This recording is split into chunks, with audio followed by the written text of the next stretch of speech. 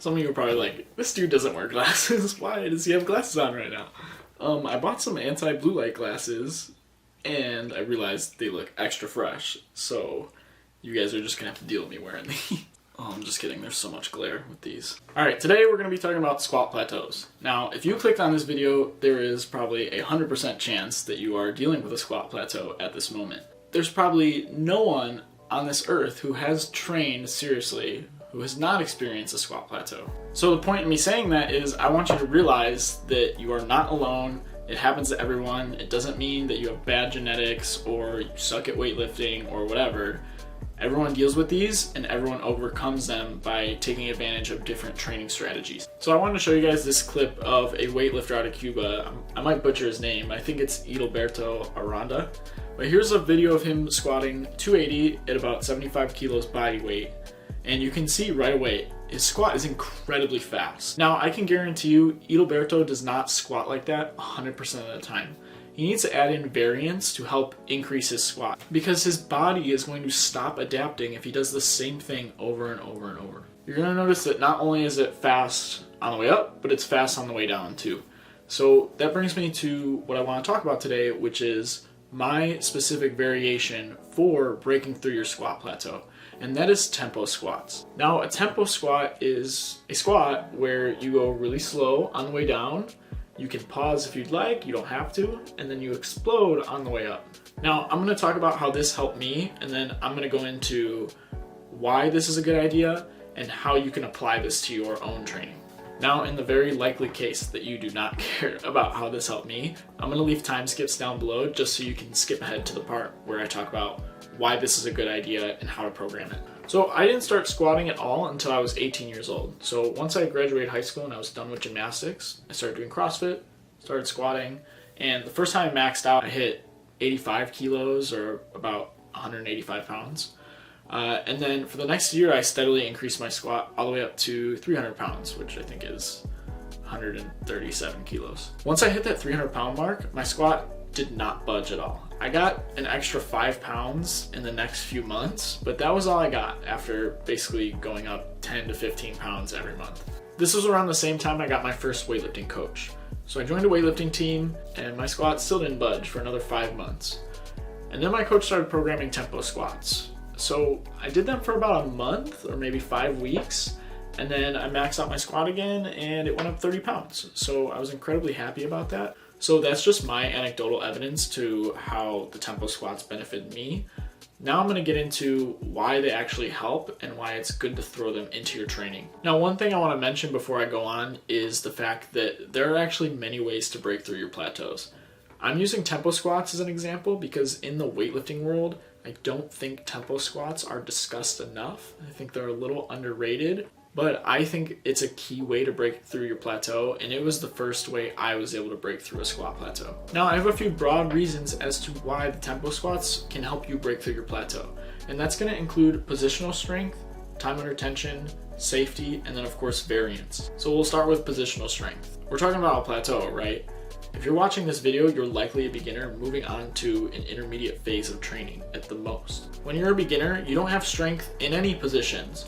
So you want to avoid, obviously, doing movements incorrectly because you will build strength in those incorrect positions, and then you'll have to rebuild that as you learn to do the movements properly, and then you'll have to build strength in the proper positions. So it's best to start off building that strength early on in those correct positions. Now, when you do tempo squats, you're doing them slow enough where you can consciously think about your knee position, your chest position, where your balance is in your foot as you're doing the squat. This gives you an opportunity to worry less about the weight on the bar and think more about your technique and your positions.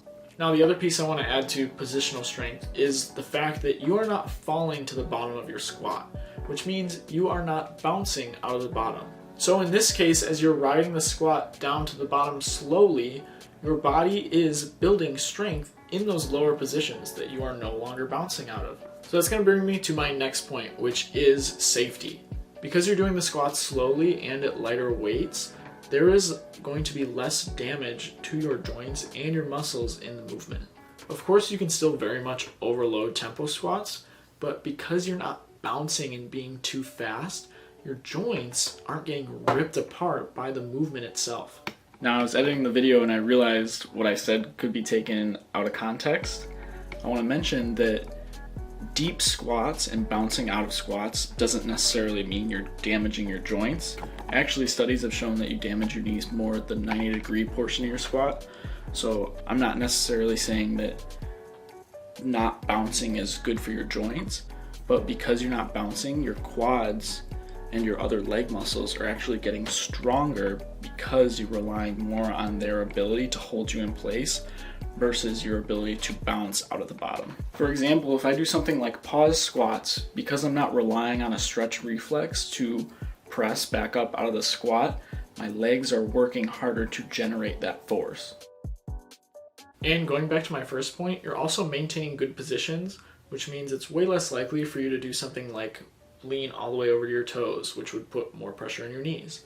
Because you're maintaining those good positions, you're going to stay safer doing the squats. All right, third point is going to be time under tension. Now, this is going to depend, of course, on how many reps you do of tempo squats, and we'll get into that later in the video.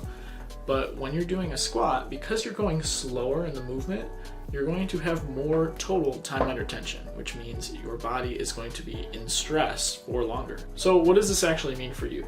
It likely means you're going to have more muscle growth or more hypertrophy while doing the squats. So if your muscles are getting bigger, you are likely getting stronger. Because you're also avoiding that period of time in the bounce of the squat where all the pressure is taken off of your muscles and placed into the joints, that is also increasing your time under tension, which is going to help you develop that strength. All right, now my final point is variance. We talked about this in the beginning of the video. Variance is a fundamental training principle that you must apply to your training to improve. If you are hitting plateaus, it is likely because you are doing the same thing over and over and over, and you can no longer adapt. So the way to combat this is to add something different into your routine. That might mean doing an entirely different exercise, it might mean doing an exercise differently, and it might even mean just changing your rep schemes for your exercises. Now, in this case, we're just changing the way you're doing the movement and by definition adding variance to your training. All right, now let's discuss how to program tempo squats. Now, programming tempo squats is really going to depend on what phase of training you're in, as well as when your next competition is coming up. The closer to competition you are, the more sport specific you're going to get. So you're probably going to snatch and clean heavier, and you're also going to squat heavier. Being far out from a meet is the best time to add in tempo squats. My recommendation to program them, if you are far out from a meet, is to do them twice a week. One day is going to be tempo back squats. The other day is going to be tempo front squats. And then your third day of squatting, you're just going to do back squats at a regular speed. Again, when you're doing these, you're going to go 3 seconds on the way down. You're going to stop in the bottom and then explode back on the way up. So you're not really doing a pause, but you're also not bouncing out of the bottom as well. If you want, during this time period, you can also add in pauses to your tempo squats and then slowly phase those out as the weights get heavier. So my recommendation for sets and reps is to do 3 sets of 5 on the back squat with the tempo, and then on the front squat day, do 3 sets of 3. The reason I want you to do lower reps on the front squat is because the focus is going to be more on positions and not so much building strength. On your third day, when you're not doing the tempo squats, you can do 3 sets of 5 again. Because you're not going to have nearly as much time under tension, the effect of doing those 5 reps is going to be significantly different from doing the 5 reps where you have the 3-second tempo on the way down. Over the next couple weeks, add weight to those sets. Again, I would start them very light. And then maybe week 2, add 5 pounds to each day of squats. And then on week 5, reset, drop a rep on the squats. Keep the same tempo, but now because you're doing less reps, you can bump up the weight even more. This will follow typical periodization where the intensity is going up over time and the volume is going down over time. All right, that is a wrap to the video. Thank you guys for watching. I hope you got something out of this. Again, you do not have to do tempo squats to help break your plateau. It is a good method to achieve this, but there are other things you can do as well. And if you have any questions about that, just leave a comment below. I'd be happy to answer. Also, if this video did benefit you, please leave a like. And if you want to see more videos like this, just subscribe to my channel. I'll see you guys on the next one.